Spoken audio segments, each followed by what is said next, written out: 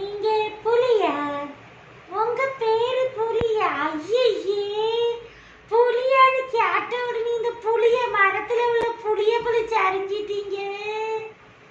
ஏய், என்ன பேசுற?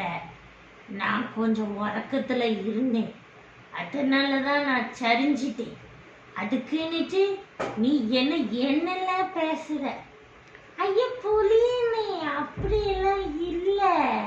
நீங்க அப்ப உண்மையிலே புலியா?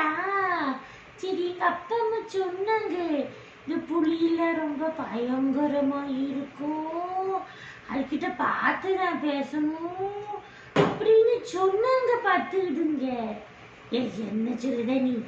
நான் அப்படி ஒன்றும் பயங்கரம் கிடையாது. நான் நல்லா ஃப்ரெண்ட்லியாக தான் பழகுவேன், தெரியுமா? நீங்க உன்னை பார்க்கும்போது என் ஃப்ரெண்டை பார்த்த போல இருக்கு பத்திக்க. அப்படியானே?